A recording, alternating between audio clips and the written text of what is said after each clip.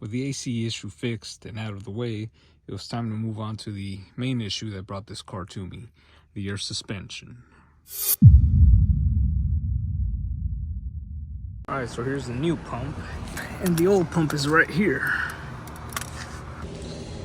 There's 3 10mm fasteners that hold it in place. And there's 2 connectors. This one here is easy to take out. You just push the tab and it pops up.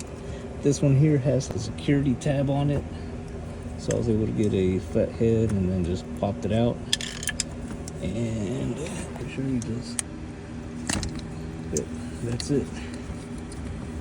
So now there's a line fitting here that I need to remove. And that's that little block where the air from the compressor goes into, and then that goes to other airbags. And then this one just pulled out. There's no clamp holding it down.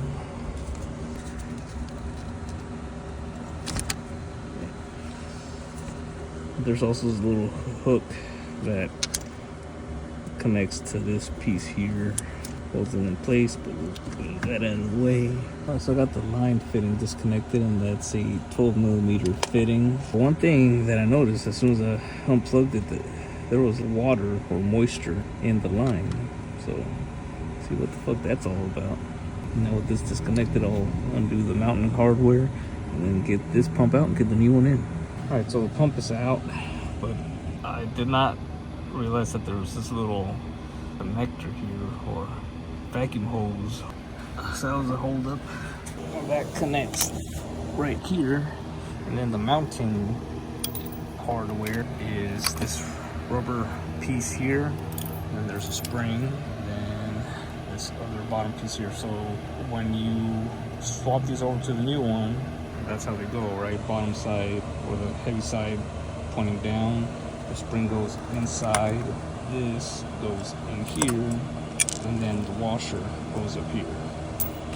So with that out, I'm gonna transfer shit over. All right, so here's the air line, and here's the fitting. This is the old one, I'm gonna use the new one. So as far as the line, it looks like there's a little brass part here, and the only way it comes out is to pry this open a little and pull it out, and then this should also come out. Now when this gets installed, this piece here, taper side goes into the fitting, not the other way around. All right, so as you guys can see, the E300 is in the garage. Took the bumper off because it was not going to go up the driveway in reverse without pulling the bumper off. That's the jacking point right there, center of the subframe, right here. Oh, right where that circle is. That's where the jack goes. And then I'm supporting it by the rear of the subframe because my jack doesn't go high enough to get jack stands underneath here. And that's where the jack stand goes into. So that is in here. I'm going to be messing with the air suspension some more. So the pump runs and it runs strong. And next up is replacing this valve block here. And I think this might be the issue. The old pump, I took it off and I put direct power to it, and it's fucked. When I first put power to it, it'll shoot air out like at good PSI, but then it just trickles down and then nothing. So I don't know what the original failure was, but I think the original failure caused the pump to continue to run, and then the pump got weak, and who knows what else. So it's gonna be a tough one. All right, so here's the valve block, and if you remove the front bumper, you'll have a lot of access to it. You can do it without removing the bumper, but you can also get away with not taking the fender liner, or at least moving that out of the way. There's enough space here, but I'm moving it so I can have a little bit more space to record and shit and get my light up here. But here's the connector, pretty simple, right? All right, it's held in by 2 T27 Torx screws. All right, I have one undone. And the feed line from the pump and the one that goes to the reservoir are 12mm, and then the other lines are 10. Same for the fittings on the airbags, are 10mm. here's the new block, and it tells you what line goes where. Pretty self-explanatory. They're color-coded, and so are the lines. Now, what I'm going to do is, because I'm still kind of in the testing phase and trying to figure out what the fuck, I'm going to leave the old fittings alone, but the new fittings are a two-piece. They have a new O-ring, obviously. I might just swap the O-rings over to the old ones once I'm done diagnosing. But this is how the fitting is, and this is how it goes. If you were to replace the copper fittings here, this piece here, as you can see, one side is tapered. The tapered end goes into the fitting. Little tip, just in case somebody decides to replace the whole fucking thing. If you install it the other way around with the tapered end going into the block, it'll probably leak, or it won't capture it. All I gotta do right now is just remove all this shit, all these fittings. It's easier to take out these screws out first, that way you can move the block out and then remove the air lines. So I'll knock that out, put the new one back in, and then turn the car on and see what happens next. Another thing, when you start undoing the lines, go slowly, because there might still be air in the system and you want that to bleed off. There is a way to do it with a scanner. I don't have time to be trying to figure that shit out. So I'm just cracking them loose, letting the air bleed out. And then once this shit stops hissing, then that's when I'll continue fucking removing the lines. Alright, so I got the new valve block in. Started the car. Pump runs for a few seconds and stops.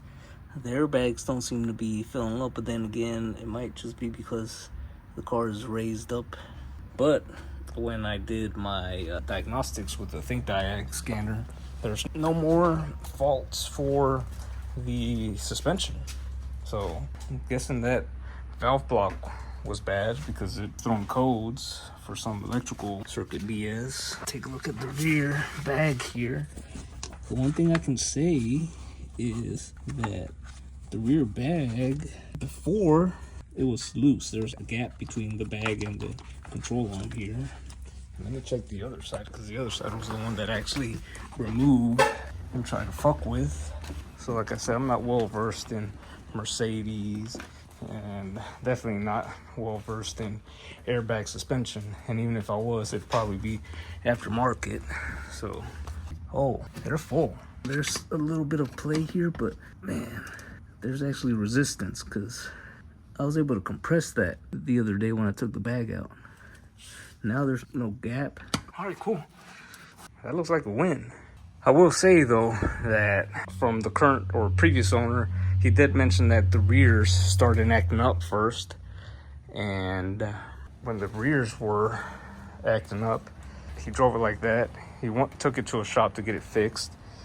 And then he said that it worked for, or that it was repaired for a little bit, and then the rear started sagging again. So this is a tough one. My wife did preemptively order new bags, and with over 100,000 miles, I'm still going to replace them, because it's only a matter of time actually before they start leaking.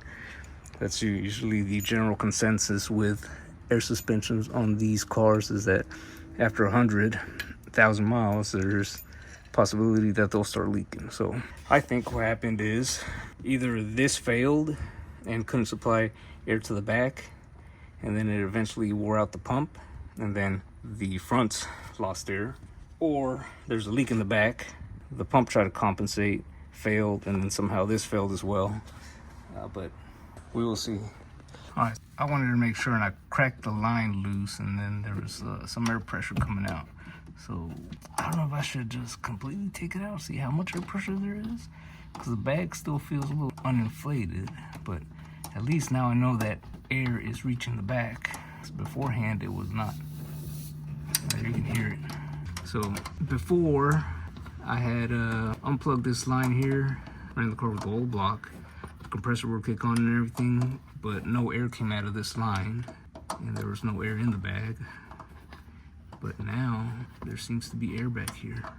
So, all right, so yes, that valve block replacement fixed the air suspension. Oh, the big fucking problem though is, I don't know how the fuck that happened, but it just popped out. And that sucks because that means it ripped the connector.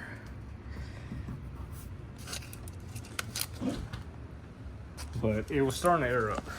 So there's air going to the back. I believe the driver's side is actually aired up a little. So it was on the way to going back to normal height. And then that bag over there popped out. And I know I put that shit back together properly. It was seated and everything, so I don't know what's going on. Maybe I didn't fucking seat it properly, but whatever. At the end of the day, the rears are gonna get replaced anyways, so it doesn't matter. And because the car is still low, well now, fucking super low, I'm using this little jack to lift it up high enough to get the wheel off the ground. This wheel is gonna come off, and I'm gonna slide my jack down through here and lift this bitch up from the rear diff. And once I lift it up from the diff, I'll be able to remove this jack, put my jacks in underneath. So, a failure, but also a win, because it shows me that most of the system is fixed now. But yeah, like I said before, we're gonna be replacing the rears anyways, the whole, not just the airbag, but the shock as well. And I stabbed myself with the little fucking metal wires sticking out of this. But let me show you why.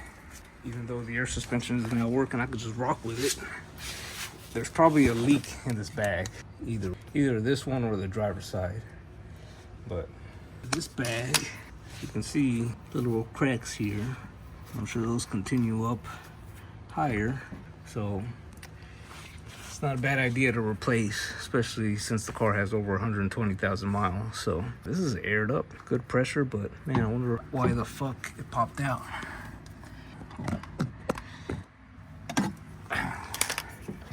This part here was in that hole, so I don't know what the deal is.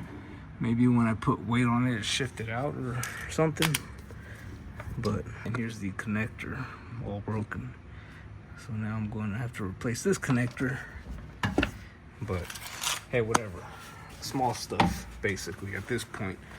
Now we know what one of the failures is, and that is fixed. And this shit's getting replaced anyway, so who gives a fuck? But a little fucking pigtail won't be hard to replace. Alright, so yeah, I'm just gonna end the video now because there's really not much I can do. I'm waiting on parts. So the new air springs and struts or shocks should be here probably by the end of the week, and I'll be doing a DIY on how to remove those. But maybe not this one because it removed itself, but the shocks should be easy. I'll put down links below to what I bought. I'll have the links to the correct one that I bought that's installed the car. I have parts for the links to this as well, links to everything, man. Links to you, links to that, blah, blah, blah. So yeah, whatever, man. Like, comment, share, subscribe, hit the bell notification that we get notified when I fuck with this car even more. And we are good to go.